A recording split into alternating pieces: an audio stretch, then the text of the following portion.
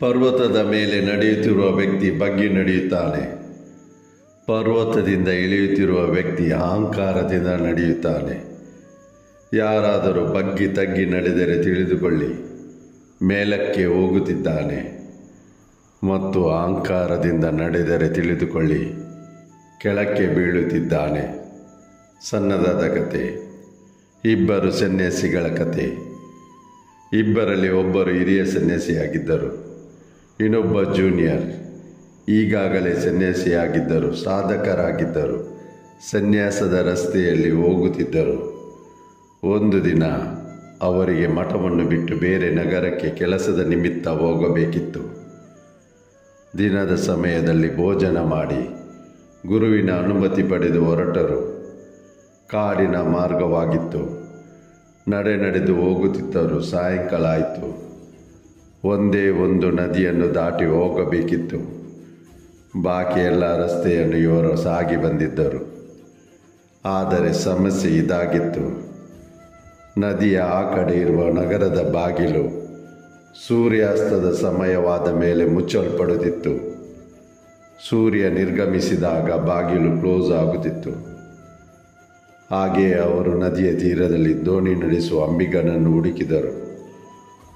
ಬೇಗನೆ ಅಂಬಿಗನ ಹತ್ತಿರ ಹೇಳಿದಳು, ಸೋದರ, ನದಿ ದಾಟಿಸಿಬಿಡು.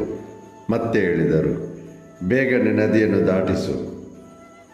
ಅಂಬಿಗ ತುಂಬ ಆರಾಮದಲ್ಲಿದ್ದ.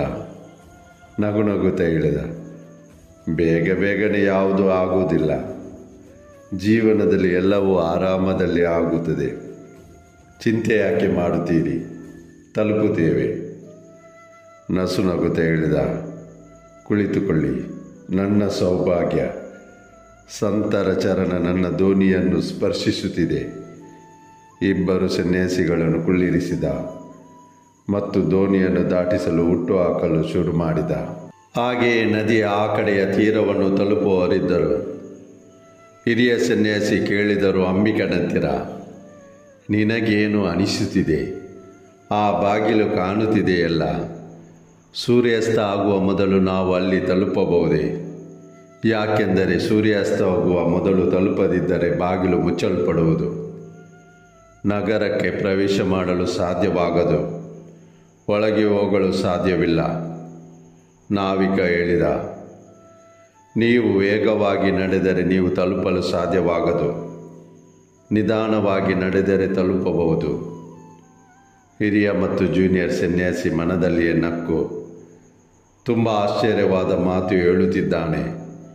ವೇಗವಾಗಿ ಹೋದರೆ ತಲುಪುವುದಿಲ್ಲ, ನಿಧಾನವಾಗಿ ಹೋದರೆ ತಲುಪುತ್ತೇವೆ. ಯಾರಾದರೂ ಮೆಲ್ಲನೆ ನಡೆದು ತಲುಪುತ್ತಾರೆ ಏನು? ನದಿಯ ಆ ತೀರವನ್ನು ತಲುಪಿದರು. ದೋಣಿಯಿಂದ ಇಳಿದ ಕೂಡಲೇ ಓಡುತ್ತಾ ನಡೆದಾಡಲು ಪ್ರಾರಂಭಿಸಿದರು. ವೇಗವಾಗಿ. ರಸ್ತೆ ತುಂಬ ಗಿಡ ಮುಳ್ಳುಗಂಟಿಗಳಿದ್ದವು. ದೊಡ್ಡ ಕಲ್ಲುಗಳಿದ್ದವು. ಹಿರಿಯ ಸನ್ಯಾಸಿ ನಡೆಯುವ ಆತುರದಲ್ಲಿ ಒಂದು ಕಲ್ಲನ್ನು ಎಡವಿ ಕೆಳಗೆ ಬಿದ್ದರು. ರಕ್ತ ಬರಲು ಪ್ರಾರಂಭಿಸಿತು. ಬೊಬ್ಬೆ ಹಾಕಿ ಕರೆದರು. ಆಗ ಜೂನಿಯರ್ ಸನ್ಯಾಸಿ ಹಿಂತಿರುಗಿ ನೋಡಿದರು. ಸೀನಿಯರ್ ಗುರೂಜಿ ಬಿದ್ದಿದ್ದಾರೆ. ಅವನ ಮನದಲ್ಲಿದ್ದ ಎಲ್ಲ ಯೋಚನೆಗಳು ಹೊರಟು ಹೋಯಿತು. ವೇಗವಾಗಿ ಹೋಗಬೇಕು, ಅಲ್ಲಿಗೆ ನಗರ ಪ್ರವೇಶ ಮಾಡಬೇಕು. ಈಗ ಇವರ ಶುಶ್ರೂಷೆ ಮಾಡಬೇಕು, ಉಪಚಾರ ಮಾಡಬೇಕು. ನಾವಿಕನಿಗೆ ಸ್ವರ ನೀಡಿ ಕರೆದ, ಅಂಬಿಗ, ಬೇಗ ಬಾ, ಸಹಾಯ ಮಾಡು. ಅಂಬಿಗ ಬಂದು ಹೇಳಿದ, ನಾನು ಹೇಳಿದ್ದೆ, ವೇಗವಾಗಿ ಹೋದರೆ ತಲುಪಲು ಸಾಧ್ಯವಾಗದು, ನಿಧಾನವಾಗಿ ಹೋದರೆ ತಲುಪುತ್ತೀರಿ. ನೀವು ಅದನ್ನು ಅರ್ಥ ಮಾಡಲೇ ಇಲ್ಲ. ಹೊಸದಾಗಿ ಆಗಿದ್ದ ಸನ್ಯಾಸಿ ಹೇಳಿದ, ಮೊದಲು ಇವರನ್ನು ಕರೆದುಕೊಂಡು ಹೋಗಿ ಉಪಚಾರ ಮಾಡುವ. ನಿಮ್ಮ ಗುಡಿಸಲು ಎಲ್ಲಿದೆ? ಎಲ್ಲಿ ತಂಗುತ್ತೀರಿ? ಅಂಬಿಗ ಅವರನ್ನು ತನ್ನ ಗುಡಿಸಲಿಗೆ ಕರೆದುಕೊಂಡು ಹೋದ. ಸತ್ಕಾರ ಮಾಡಿದ, ಭೋಜನ ಮಾಡಿಸಿದ.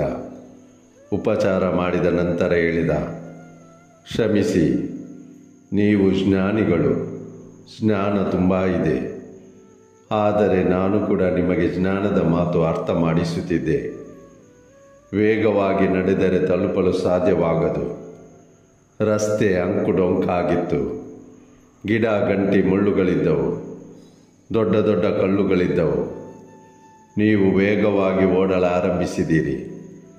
ನಾನು ಹೇಳಿದ್ದೆ, ನಿಧಾನವಾಗಿ ನಡೆದರೆ ತಲುಪುತ್ತೀರಿ. ನೀವು ತಲುಪುತ್ತಿದ್ದೀರಿ. ನಗರ ಪ್ರವೇಶ ಮಾಡುತ್ತಿದ್ದೀರಿ. ಅಲ್ಲಿ ವಿಶ್ರಾಮ ಮಾಡಬಹುದಿತ್ತು ನನ್ನ ಗುಡಿಸಲಿನ ಬದಲು. ಸಣ್ಣದಾದ ಕತೆ ಸನ್ಯಾಸಿಗಳದು, ಅಂಬಿಗನದು, ನಾವಿಕನದು ಅಲ್ಲ, ನಮ್ಮ ಮತ್ತು ನಿಮ್ಮ ಕತೆ. ಇವತ್ತಿನ ಓಡಾಡುತ್ತಾ ನಡೆಸುತ್ತಿರುವ ಜೀವನದಲ್ಲಿ ಎಲ್ಲವೂ ವೇಗವಾಗಿ ಮಾಡಬೇಕಾಗಿದೆ. ಪಟಾಪಟ್ ತಲುಪಬೇಕು. ನಾವು ಮರೆತು ಬಿಡುತ್ತಿದ್ದೇವೆ. ಸಮತೋಲನವನ್ನು ಕಾಪಾಡಿಕೊಂಡು ನಿಧಾನವಾಗಿ ನಡೆದರೆ ರಸ್ತೆಯ ಆನಂದವನ್ನು ಪಡೆಯಬಹುದು, ಗುರಿಯನ್ನು ತಲುಪಬಹುದು. ಆದರೆ ನಾವು ಇಷ್ಟೊಂದು ಅವಸರ, ವೇಗವನ್ನು ತೋರಿಸುತ್ತೇವೆ, ಇಷ್ಟೊಂದು ಆತುರವನ್ನು ತೋರಿಸುತ್ತೇವೆ. ರಸ್ತೆಯ ಆನಂದವನ್ನು ಸ್ವಾದಿಸಲು ಸಾಧ್ಯವಾಗುತ್ತಿಲ್ಲ ಮತ್ತು ಗುರಿಯತ್ತ ತಲುಪಲು ಸಾಧ್ಯವಾಗುತ್ತಿಲ್ಲ. ಆದುದರಿಂದ ಅವಸರದಿಂದ ನಾವು ದೂರವಿದ್ದು ಬಿಡೋಣ ಮತ್ತು ಸಮತೋಲನದಿಂದ ಬ್ಯಾಲೆನ್ಸ್ ಕಾಪಾಡಿಕೊಂಡು ಪ್ರತಿಯೊಂದು ಕ್ಷಣವನ್ನು ಎಂಜಾಯ್ ಮಾಡುತ್ತಾ ಜೀವನವನ್ನು ಜೀವಿಸುವುದನ್ನು ಪ್ರಾರಂಭಿಸೋಣ. ಈ ಸಣ್ಣದಾದ ಕತೆ ಇದೇ ಮೆಸೇಜ್ ನೀಡುತ್ತಿದೆ. ಸ್ನೇಹಿತರೆ, ಈ ಮಾತು ಸರಿ ಎಂದು ಅನಿಸಿದರೆ ಲೈಕ್ ಬಟನ್ ಒತ್ತಿ ಲೈಕ್ ಮಾಡಿ. ನಾವೆಲ್ಲರೂ ಸದಾ ಪಾಸಿಟಿವ್ ಆಗಲು ಚಿಂತಿಸಲು, ಒಳ್ಳೆಯ ಜೀವನ ನಡೆಸಲು ಪ್ರಾರಂಭಿಸೋಣ.